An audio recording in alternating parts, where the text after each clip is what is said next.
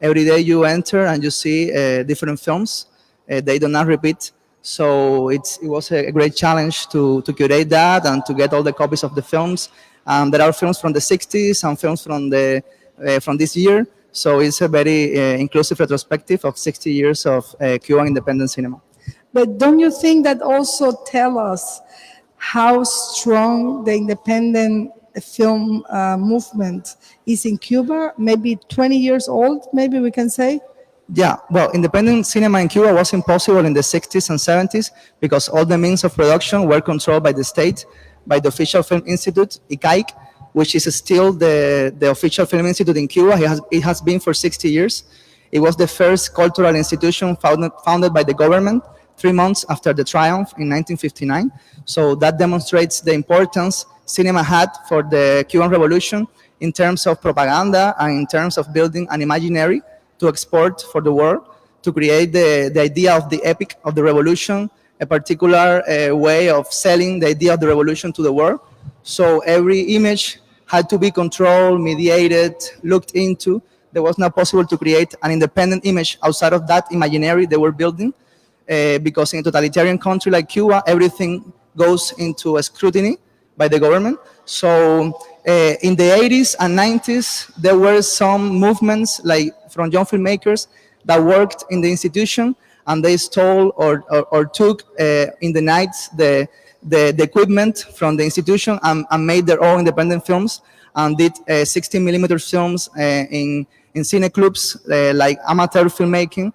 But as a real movement, I think from the year 2000, with the coming of digital cinema to Cuba, digital cameras, the equipment, the technology was easier to use and was more cheap to acquire. So that created like a boom of independent Cuban cinema. There was an event for 20 years, Muestra Joven, that was created inside the ICAIC, but had some autonomy, and it showed the films mainly from filmmakers under 35 years old.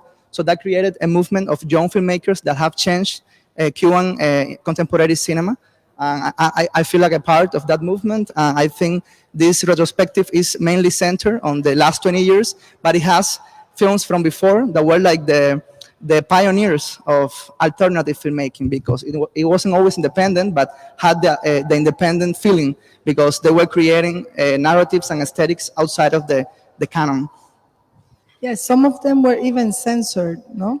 Yeah, we have also here films that were created in the institution, some of them, but were that like denied by the institution, and they became like bastards, like bastard sons of the institution, because the institution didn't want those films, didn't show them, like shelved them for years. They didn't have like a premiere, and we have recovered those films in the recent years, and have showed them and screened them on the internet and some alternative spaces. So those films never had an influence on previous generations, but they are having an influence right now. So I think these censored or lost films are being rediscovered and changing the genealogy of Cuban cinema, because you right now you can create your own tradition that is outside the canon. You don't have to be like you don't have to always talk about the films of Santiago Álvarez or Tomás Gutiérrez Alea or Humberto Solás, because now you have other voices that I think are closer to what we do, like Nicolás Guillén Landrián or Orlando Jiménez Leal, Jorge Molina, Fernando Amiñuca Villaverde, Fausto Canel. There are other filmmakers that were censored for many years. They had to leave the country. So, a lot of times they faced jail. They were like in prison. They suffered ostracism. Even some of them were like they went to a madhouse because they treat them as crazy people. They making them like seem like insane was a way to criminalize them. And like Nicolás Guillén Landrián, he went to electroshock treatments because of his films, because they were very critical and very corrosive. And we are trying to restore that into the cinema tradition of Cuba. I mean, you talk about these works that for many years were not accessible to a younger generation and the public in general. How did that affect when your generation or the generation before knew the work of Guillén Landrian or the work of now Minuca, how that affected your generation and the younger independent filmmakers? I think it widens the idea, it opens the idea of what a Cuban film can be, because for many years we thought we had the limits of creation. If you make a film about Cuba, there is a certain narrative devices that you always use. Cuban films are usually like comedy of manners, like comedies, or social realism melodramas. They talk about reality in a very direct way, sometimes not very profound way. They always feel the same, look the same. So to get to know another filmmakers that had different approaches to Cuban reality, to Cuban cinema, I think it because you always need a tradition. You can deny the tradition, but you're always on a tradition, even by continuing the tradition or making dynamitating the tradition. So I think that to know that you have fellow filmmakers from the 60s, 70s, 80s, or 90s that were trying to do similar things in spirit that we're trying to do right now, you feel like part of the family, like outcasts that were always trying to go against the mainstream of Cuban official cinema. No? I think it opens the possibility for us to understand that there is an alternative culture also in Cuban cinema, like it is in Cuban art. You are not like cut off from the stream. You are a part of something that has been building for many years, and now we have all possibilities to make that stronger and to create with more freedom. I think we need to restore that in order to have like a healthier future for Cuban cinema. You were talking at some point of La Muestra de Cine Joven. It will be maybe interesting for the audience here that maybe is not so familiarized with how independent art cinema came to, let's say, some maturity, because after 20 years, I think there are some mature films that have even won in the big festivals like Rotterdam Festival. One of your projects is a Locarno right now. Yeah. So, and you got many awards for the latest film. So do you want to tell us a little bit how this has become a movement? What happened, the Cardumen, like La Muestra, the demand for the law? Yeah. What happened? I think that we just took what we deserved, because in the 2000 the institution gave us a space to make a festival for young filmmakers, and they thought that was like something to content us. So take a place, do a festival once a year for a week, put your films, and you're happy. You don't have to take the films for the rest of the year, because in Cuba all the cinemas are controlled by the state. So you cannot have an independent cinema. You cannot go and put your films. You cannot even pay to put your films in the cinema.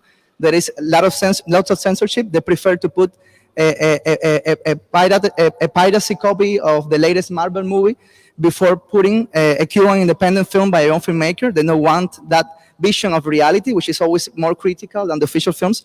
So we took that space and we created, I think, the Muestra Joven was like a school, because it permitted to help the filmmakers to become better, to know each other, to create a sense of community, to have workshops and master classes, and to have them also organize the festival, to be like more in control of the state of their creation and the distribution of their films. The Muestra helped the filmmakers to how to distribute their films outside of Cuba, send them to international film festivals, get to know international filmmakers. And I think that allowed the movement to become stronger and stronger every year. And I think with that comes maturity, because first the films are simpler, but in the recent years we have seen films that can be in the same league as the latest premieres of the international outer cinema. Like Tania said, films premiere in Rotterdam, in Locarno, in Sundance, in Berlinale, in IDFA. So I think, and that's something that the official films have not achieved for many years. So since the 80s or 90s, Cuban official films have not been that present and have not won those awards in festivals like that. And that shows a decadency, a decadent phenomenon right now in official film in Cuba. And I think the young people have taken all the space, and they didn't ask for permission, because we have we have made films in the worst conditions possible, without money, like borrowing the equipment, without having money to pay the salaries, asking people for favors to make the film, putting our own money to make them, doing crowdfunding in the last years. Sometimes there is funding from embassies, but there is no national funding for independent cinema. Now there is a new fund in the last 2 or 3 years, but it's controlled by the same official film institute that censors film all the time, so you cannot trust them, because I think that the logic implies that they will support the projects that will be easier, that will present the more indulgent view on the country, and the more conflicted projects, the more critical projects will not get funding. And that's what's happening. So I think the resilience of the contemporary film movement in Cuba, I think, is one of the biggest acts of resistance in contemporary Cuban culture, because to make cinema you need money, you need resources. It's very complicated because you need industry. It's not like other art forms sometimes, and we have made it. I don't know how, without a legal framework, without nothing, just because for the passion of making films. So I think this showcase is a testament of how many films have been made, and the quality of those films, and the variety of those films. I think that's something that I think that influenced a lot the amount of films we selected, because we want to show the plural poetics, the difference between all these filmmakers. They are all doing their own thing. They are all exploring their own territory, expanding their own voice. And I think that's a testament of how we have overcome that official mandate to do always the same films, like to standardize the creation of films. And we have opposed that with our work and our activism in the film community in Cuba. Yeah. No, I was going to talk about that also, because in the last years, independent institutions like INSTAR have created funds for independent creation, like the PM fund, Fondo PM, that is called after the first film that was censored in the history of the revolution. That was also the first work of art that was censored in 1961, PM, a short documentary, a free cinema documentary by Orlando Jimenez Leal and Sabá Cabrera Infante. It was a very beautiful documentary about Havana nightlife. It showed people dancing, drinking, listening to music, and that was apparently a political gesture, because the government didn't want to show that part of Cuba. They want the militia, the military men, the political rallies, the new man, this idea of the new man. I didn't want to show people having fun. It was decadent. It was a capitalist approach. No people in the port having fun. So that prompted Palabras a los Intelectuales, words to the intellectuals. That is a speech by Fidel Castro in 1961, where he defined the limits of the cultural politics in Cuba, and they still have applied that right now. And it's all summed up in the phrase, inside the revolution, everything. Against the revolution, nothing. That's cultural politics in Cuba. They decide every time. The new bureaucrat in power decides every decade or every year what's inside the revolution and what's against the revolution. In 1961, dancing and drinking and having fun and listening to music was against the revolution. So it's a very ambiguous cultural politics, and that gives them the right to censor all approaches that they don't like. So I am coming back to INSTAR.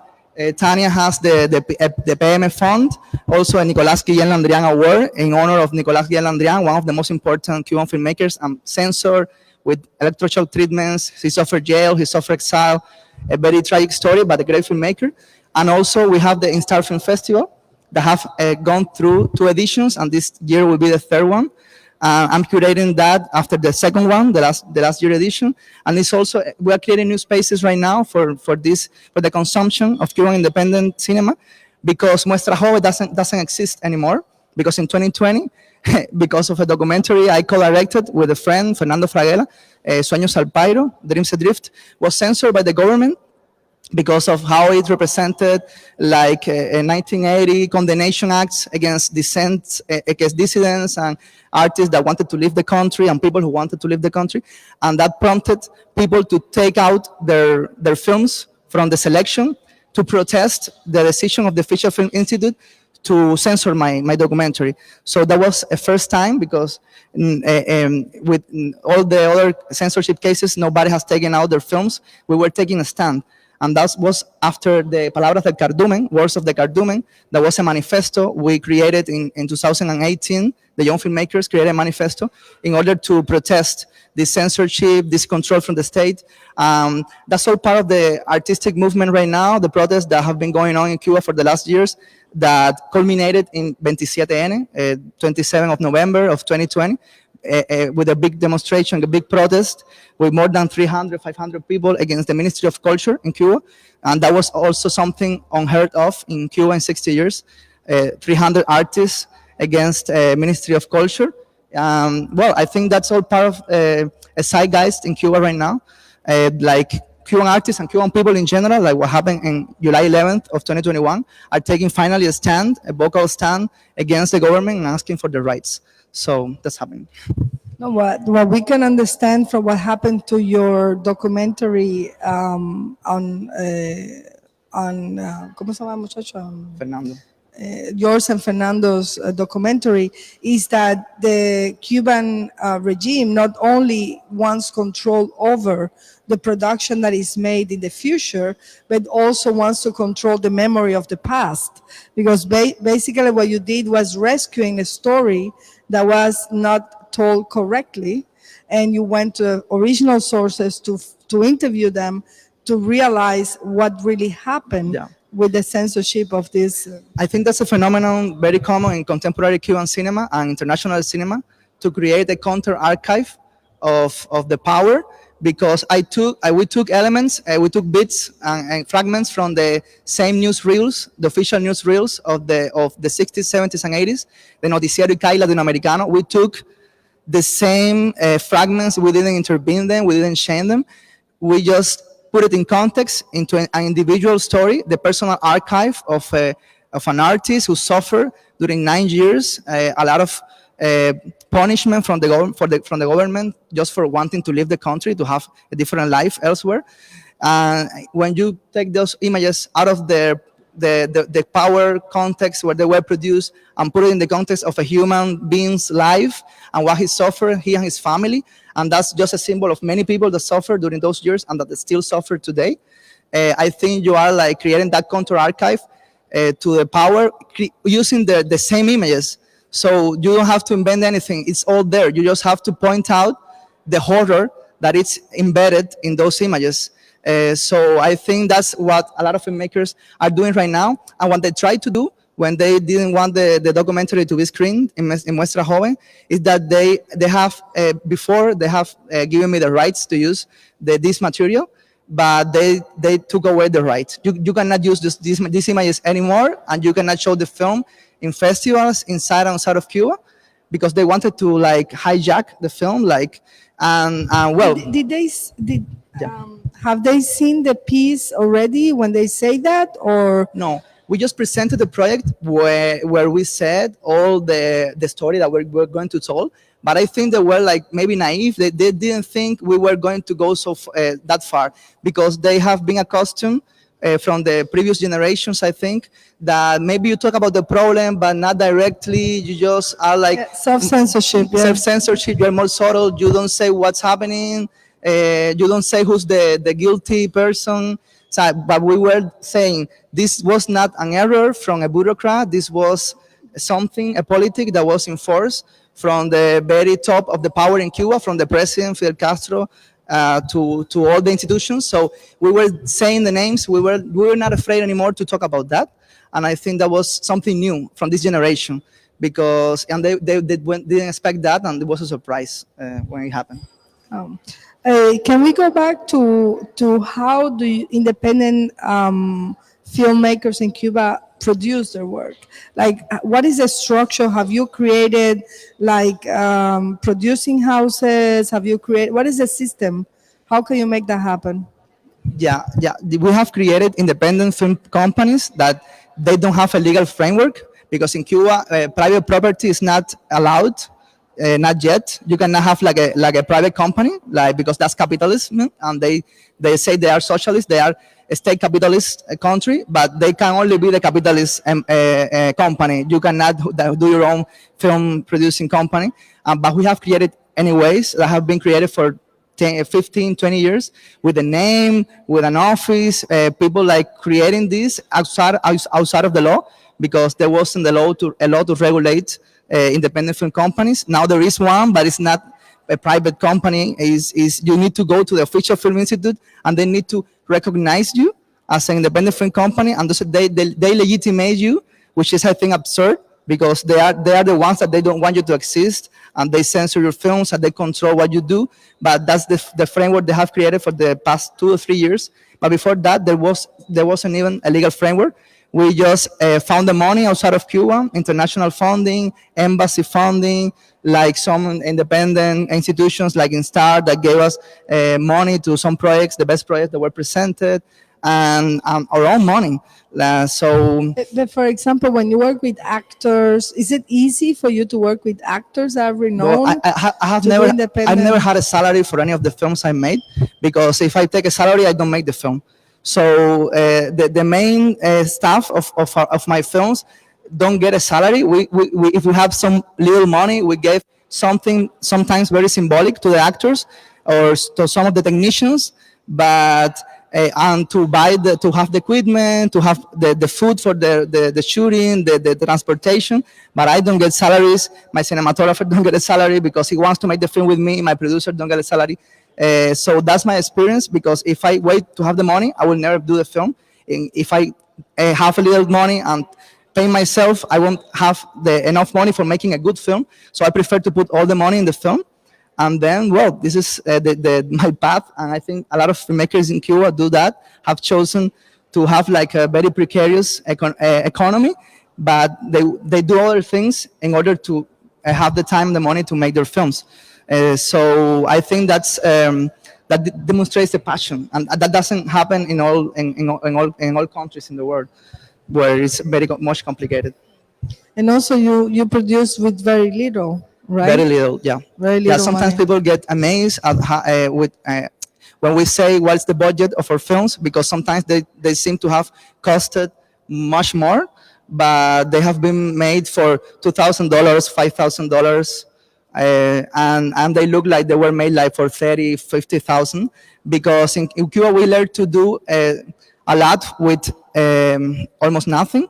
So I think it's like a very guerrilla approach to filmmaking.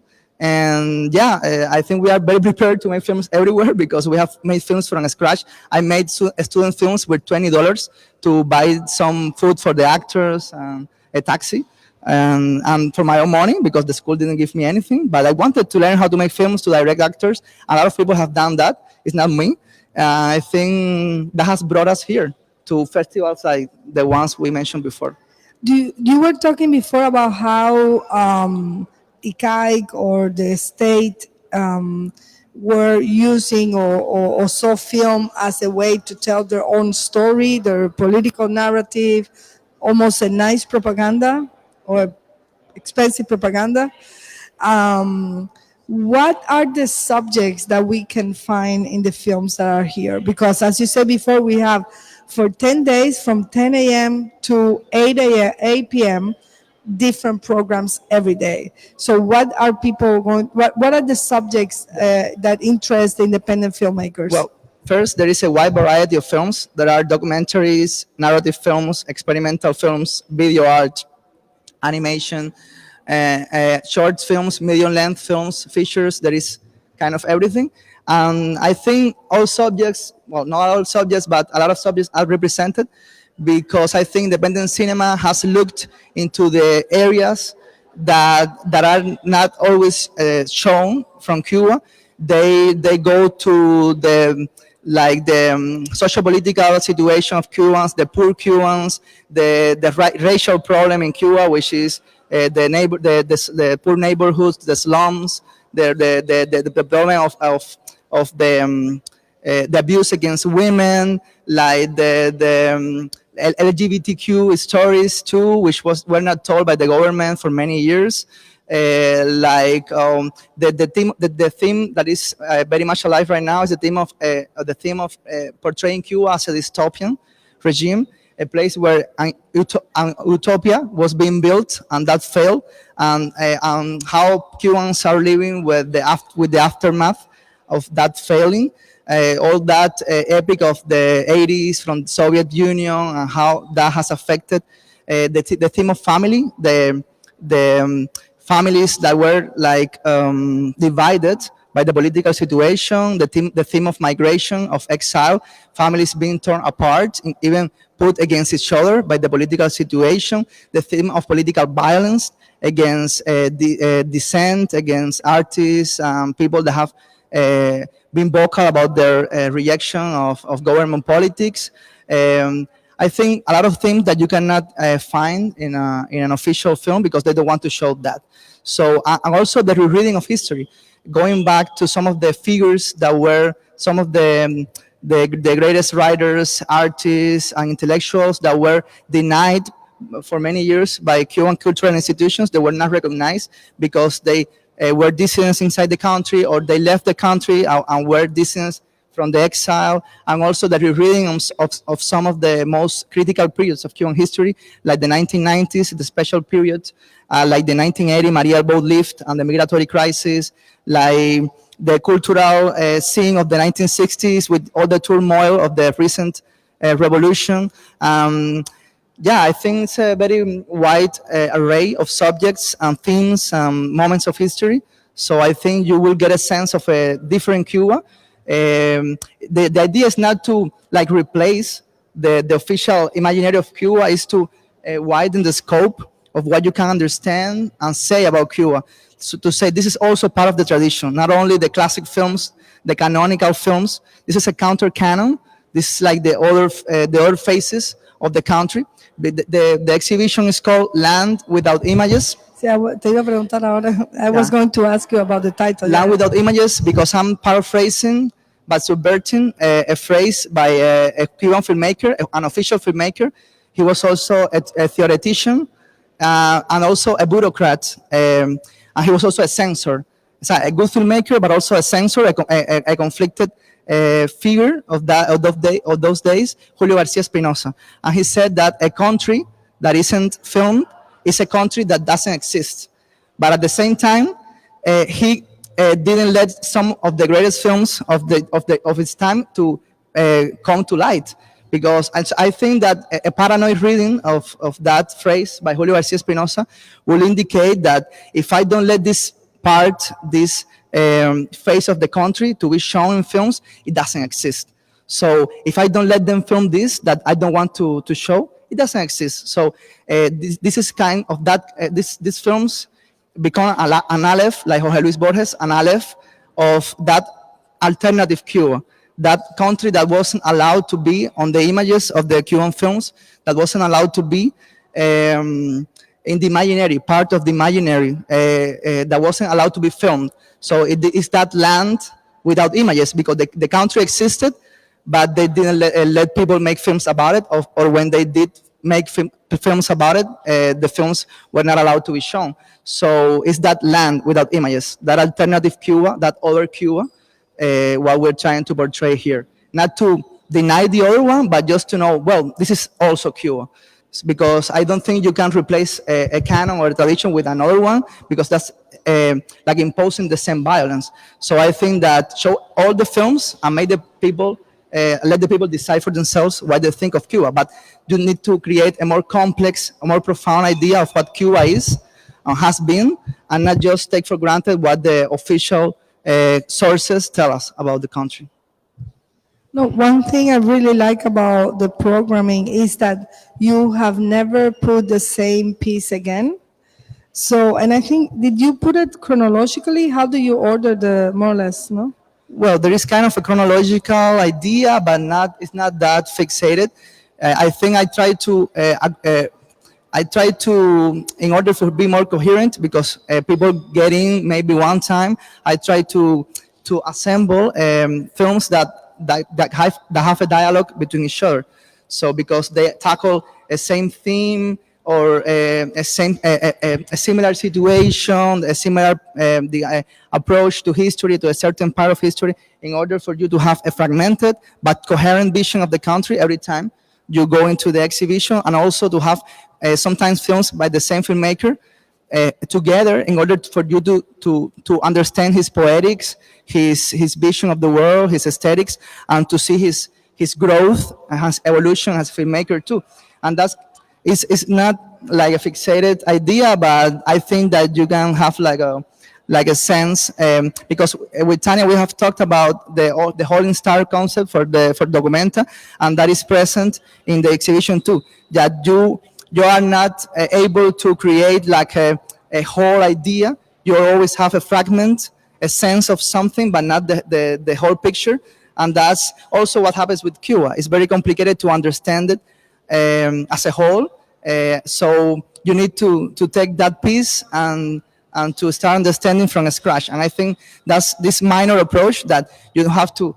I think that Cuban independent cinema has been has that thing that Kafka said about literatura menor, minor literature, that is kind of that you are like an outsider, you're an outcast, you are like a hunger artist, you're working from the periphery of things. So yeah, that's a vision of the country you get, and that allows the viewer to create their own idea, their own Cuba when they go to the exhibition.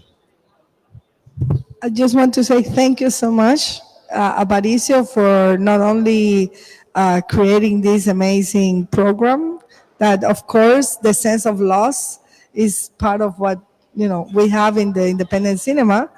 But thank you so much for coming today and talking about it. ¿Tú quieres hacer algo más? No, I'm good. Okay.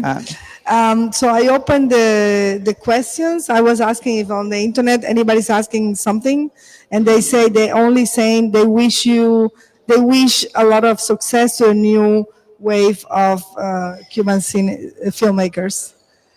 Well, thank you so much for being here. If anybody has a question, you're welcome to.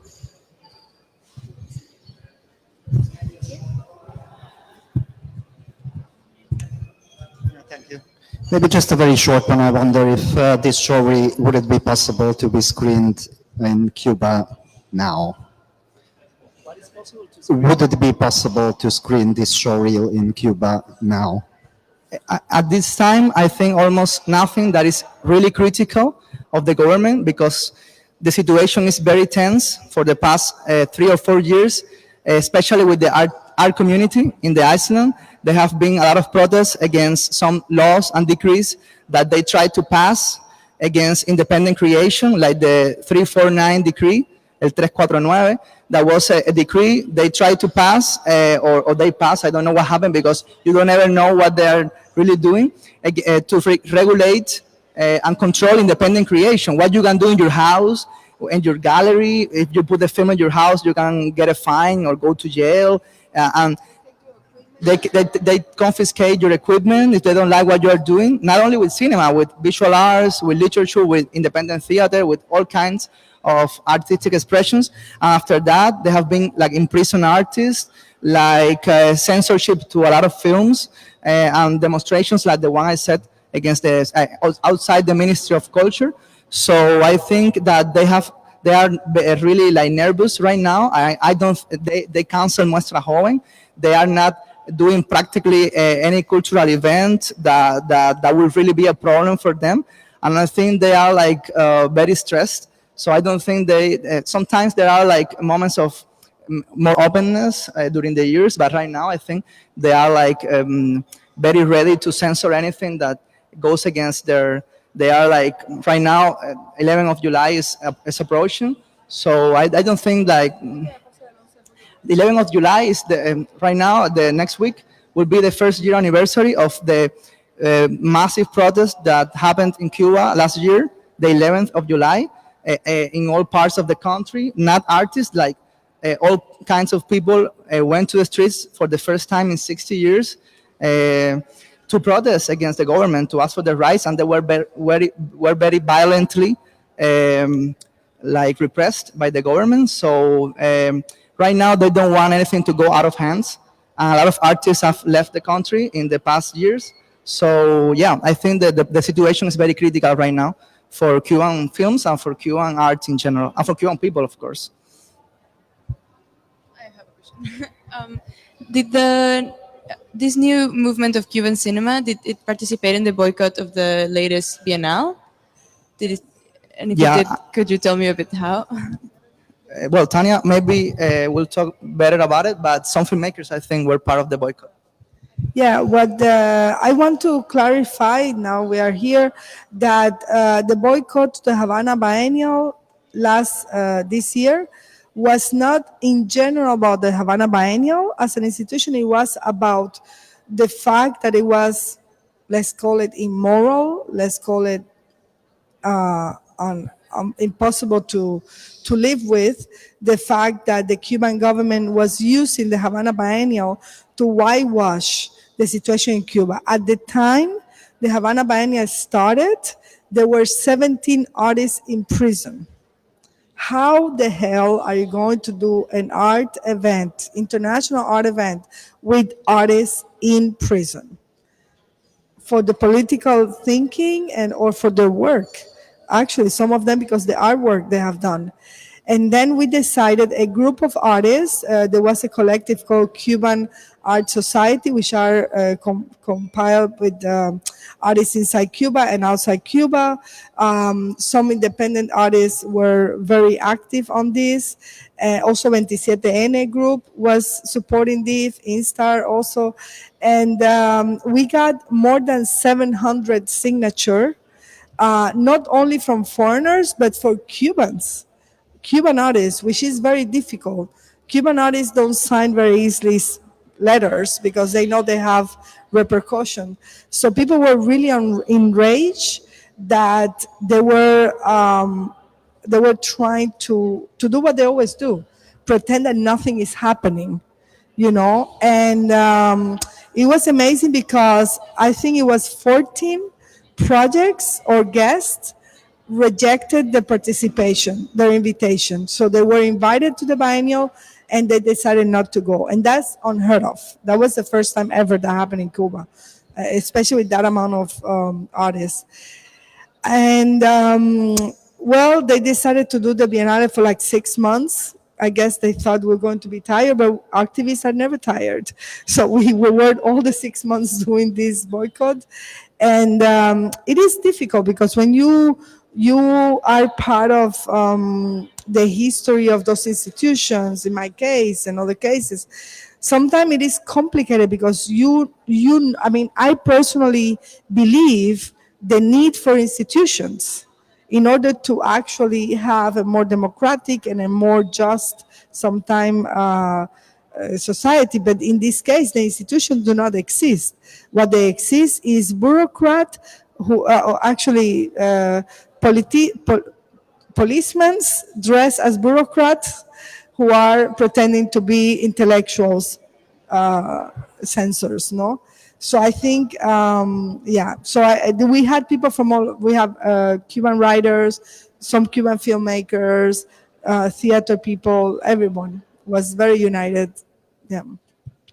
And also, like a few months before, the Cuban government, as Aparicio was saying, the response of the Cuban government to 11th of July protests was to condemn and in jail more than 1,500 people. And some of them were young kids, like they were underage, and some of them got sentences that were longer than the age they have. You know, there is a case of somebody who was 17 and he got 23 years sentence. And also we had, I mean, it happened before, but we had recognized by the regime, by the government, that the police up to that time had killed 2 people. Now 3, because a week ago they killed another person. Of course, there are always black and poor people. And this was completely taken by people with the telephones and so on. And for example, we planned to do a protest, like a manifestation in the street against what happened, for the government to pay attention to this and to judge the policeman or do something. And the result is all of us got in jail and some of us got house arrest. And so I think that's the situation we live in. Few years ago, I used to say that as artists, I could do what I could not do as a citizen. Right now, I cannot do anything as an artist or as a citizen. Actually, the government, with the 349 decree, they are now telling you if you are or not an artist and if what you do is art or not. So they are the one who decide. So, yeah.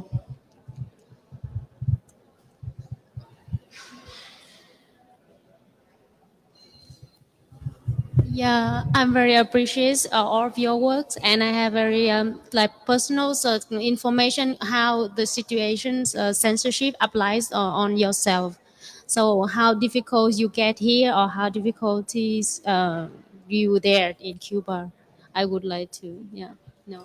In the particular case of the censorship I received with the, well, uh, I didn't get the worst of situations because a lot of artists have been really imprisoned, harassed, and violently repressed by the government. I just got my film censored I had to go through bureaucratic hell because I had to have I had many meetings with like cultural bureaucrats, people who direct the institutions. They were. It was very tense for me, very stressful because I was like playing with my future as a filmmaker in Cuba with my next projects because you need to have ask for permissions when you need to film in the streets because you need certain protection when you're doing a shooting because you live there because it's very difficult to get job as an independent filmmaker, and if you don't if you're not a part of the official framework of the official structure, you are left for whatever they want to do with you because you are outside of the law. You always feel insecure because they can go when you're annoying them too much. You can get really prosecuted and harassed, and they can take off your equipment, and they won't let you film in good conditions anymore. So it was really tense, but I didn't. Luckily, I didn't get the worst of retaliations. But I think that it happens because films always are for a space. You go into a cinema, you go into a gallery, and you see a film, and I think they are more worried by visual and performance artists that take the public space, that go into the streets, like Luis Manuel Alcántara, like Tania Bruguera, that they really, or Michael Osorbo, Luis Manuel and Michael are in prison right now, and they take the streets and they like really get to the people on foot and cinema. I think they are less worried by us. They just don't let us use their cinemas. They don't care if we put they have sometimes like talk to international film festivals in order to not let them show some of the censored films in Cuba. It happened with Santa y Andrés, the Carlos Lechuga. It happened with Nadie, the Miguel Coyula. They have gone through those international festivals in the United States or Latin America or in Europe, and they have talked to the people of the festivals to avoid the film to be screened even outside of Cuba. And they have done that also with galleries, with visual artists outside of Cuba. So the harassment is not always inside the country. It also happens outside. The tentacles they go far away. And in my particular case, I was working in that film for 5 years with my co-director, Fernando. We were really wanting to share the film with the Cuban audience because the film is about Cuban history. It's about a lot of the wounds that Cuban people still have, about their past, about their lost families, their lost friends. And I wanted to screen that film in Cuban cinemas, to have like interaction with the public, to really have that reaction. And I wasn't allowed to do that. And they kind of like told me that if I put the film in international festivals, something legally could happen to me. So we were afraid. We were with the film in our hands for a year without sending them to any festival because we were afraid. Then we tried to send them. We started the festival circuit, but a year after the events, because we were really afraid of what could happen, because we were using these images and because we were censored by them. So I think, yeah, it's very stressful psychologically. It's very violent for filmmakers. We haven't had the worst of conditions in the art scene in Cuba, but it's really very sad for us to work on a film for so many years and not being able to show them to your natural audience. But always what happens with censorship is they always lose with censorship. It's a very stupid thing to do, to censor a work of art, because maybe if they have put my film in a very niche festival in Cuba, very few people will have been able to see it, 15, 20 people, maybe 100 people in a good day. But after the censorship, everybody wanted to see the film. The film got pirated, it got in the internet, on YouTube, on Facebook, for 2 or 3 weeks before I was able to take it out to protect the copyright of the film. But in that meantime, hundreds of thousands of Cubans inside the country and outside the country watched the film, and they talked about it on social media. A lot of articles were written, and it prompted a discussion about that censored artist. It helped to recover his work and his importance in the Cuban cultural scene, and also it prompted a discussion about the situation of migration, of condemnation acts, of violent acts against people who dissent from the government. So it went far away from the subject, from the specific subject, and it prompted a national discussion. And it also coincided in time with the time Luis Manuel was in jail for the first time, I think, one of the first times. So many people were saying, look, what happened in the 80s is happening right now. And these hideous acts against people, like violence acts with the neighbors and the people just going outside your house, throwing things at your house, like offending you and being violent to you and your family, that's happening right now. We haven't changed in 40 years, so we need to understand our history in order to not repeat it. And we need to have this discussion as a country. So I think that happened. So they always lost. They always lose with censorship, because it causes more interest in the film. What one time happened, that I was in a cafeteria in those days of the polemic, and the people in the table next to me, they didn't know who I was, and they were talking about my documentary, like over beers. People that don't have anything to do with art or cinema, they were talking about that. So I think that is the most important thing, to get that into the public and people just to debate over the conflicted history of Cuba. So. Let me ask you a question. You were saying before that you sometime and part of your team don't get paid, that you do this with very little money and so on. Therefore, in a way, you are freer than maybe other films that are big industry film or big budget films that are really nervous about leaking the movie or pirating and so on. What are the ways in which independent filmmakers in Cuba had been able to circulate their work? Because if you don't have a festival, you don't have the cinemas, how do you do it? You were talking about YouTube, I don't know, no sé si hay paquete. Well, yes, we are poorer, more poor, but we don't have any money, but we are freer, because it's really independent. You don't have to answer to anybody. You just do have to answer to yourself, because it's your time, your money, your resources. Nobody is paying you for doing that, so you are very free. So that's what I like about independent cinema. And inside of Cuba, when you are not able to put your film into these festivals, these little spaces that were open sometimes, you circulate the films in the internet, in YouTube. I always send my Vimeo links to anybody who wants to see it inside or outside of Cuba, because I don't really mind that my films get pirated, or I like that, because that means people want to see my film and they are seeing it. That's why I created, because I don't make any money out of them. So I don't care if people have it. Also in flash drives and hard disk drives in Cuba, there is like a contraband of information, because it's not easy. The access to the internet is very expensive and it's very precarious. So people need to be like, they don't have like the latest premieres of cinema, they don't have the latest books. So they need to contraband the information from hard disk to another hard disk. And all the weeks people copy the same, all the pirate information from the world, the films, the series, the documentaries, the magazines, the music. And some of these Cuban independent films go also in this contraband, because in Cuba people have they are very hungry for information, for they want to know what's happening in the outside world because they have been with a curtain, an iron curtain for many years. So they want to know what's happening. We have a question from the internet. Yeah.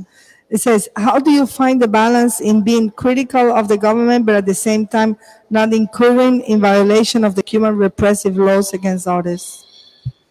Well, I think that's a very tough answer because the cultural politics are very ambiguous. You never know when you're going to get prosecuted or not because the limits are set every time. They set the limits wherever they want to set them. So you are always kind of in a very vulnerable place. And I don't want to do the same that previous generations did sometimes, that they try to like moderate what they are going to say. They have certain limits, they have self-censorship. They say some things, but in a particular way that they know they won't get into so much trouble. Like they will be inside the limits of what's the revolution. And they always defended themselves as, I'm a critical artist, but I'm in favor of the revolution. I'm inside the revolution because they wanted to protect themselves. And I don't want to be thinking about my work in those terms. I just make the films I want to make, and I don't care if they are inside or outside the limits. I just go with my instincts on that. And in Cuba, that's very difficult, but I think that's what we all do. All the the real independent artists in Cuba do. They just go, they take the chances. But I don't know there is a way of like balancing that because there is no way to know what is going to upset them and what they are going to do to you. Maybe they do nothing, maybe they do something. You don't know. You don't always know. No, and also sometimes the regime, they don't judge you for your work, or they don't judge you for your political ideas, but they find some sort of crime they can accuse you of. Yeah.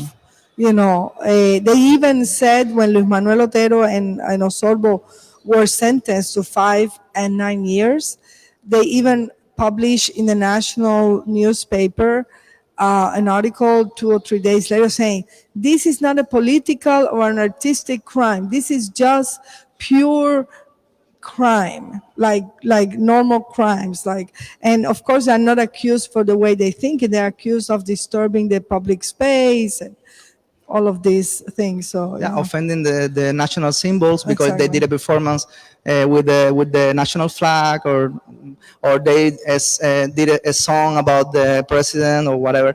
They think that you cannot be done. There is a new penal code in Cuba that was approved 2 months ago, and they can like arrest you and for anything, and they raise the causes for the death penalty. So it is made to impose fear, for people to be fearful of sharing their thoughts. For a meme, for a post, for a comment on social media, you can get arrested or you can get fined.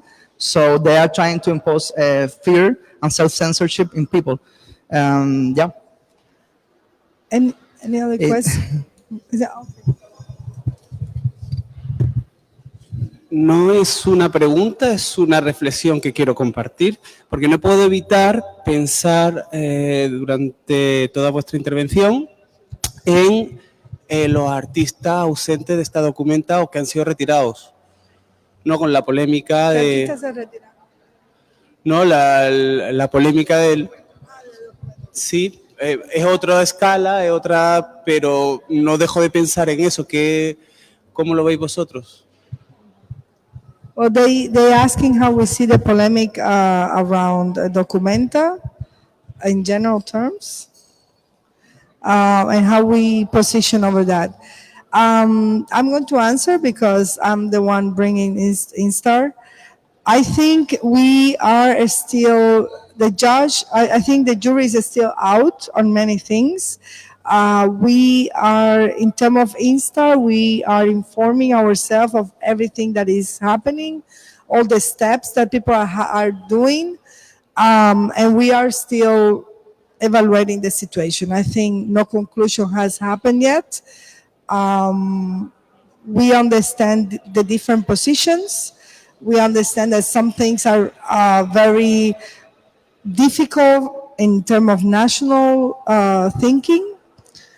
And we understand also that other artists are bringing also other problems in their own localities to this documenta to share with the world and to discuss it with the world. So I feel like, first of all, and this is my personal thinking, not INSTAR, because we're still discussing and we haven't taken any yet decision on anything. And also we are part of Lumbung members, so we are also in these groups discussing. So, but my personal take is that it is a very difficult issue, but it's not the only issue. And we all bring our own issues to this documenta, and the beauty of this documenta is that nobody is more important than another.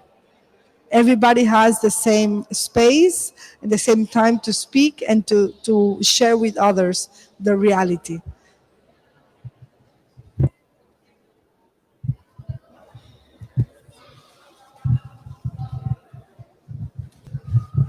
Siguiendo con el tenor de la pregunta anterior,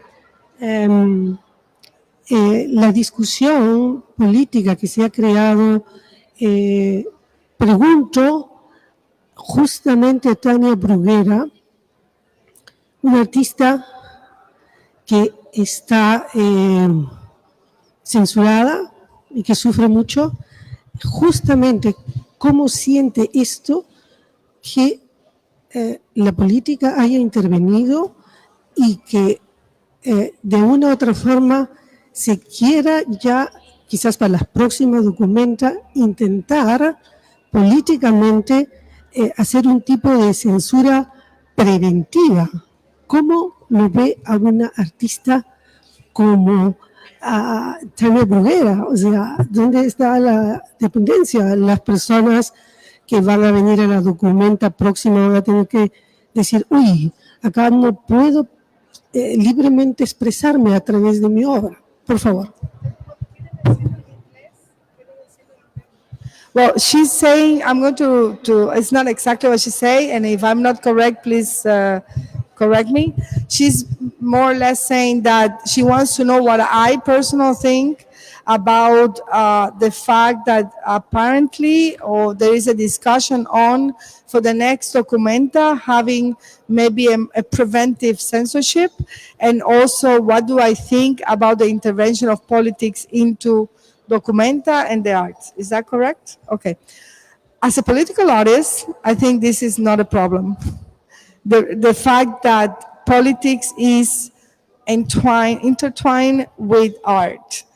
Because I think art is a political gesture. When you start expressing what you feel and you start defending your feelings in front of somebody else, that's a political act. I also am against censorship, no matter where it is, why it is it, or in what event it is happening. I've been a big defender all my life of freedom of expression. I also think, and I participated in the United Nations writing this, the first document on cultural rights and freedom of expression. So I learned a lot on that meeting because we realized, and the conclusion that we brought to this document is that we believe in the power of education. We should not assume that somebody is your enemy. Sometimes other people don't know what are your experiences, what did you do before, like, you know what I mean? So I think censorship is never okay, because there is always a educational process that you can create for people to understand where the artist is coming from, where the issue is coming from. And then you can always say, please put in front of a work, be careful because there are images that can harm you. And this is the context in which this was created. And I'll tell you why I'm so fiercely against censorship.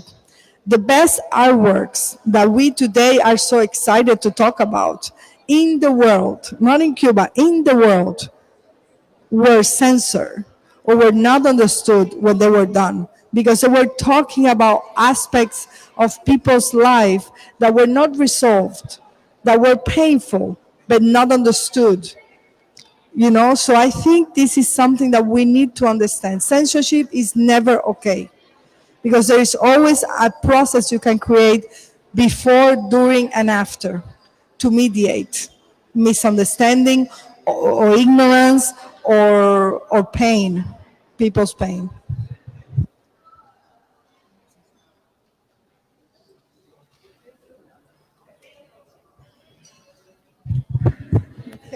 So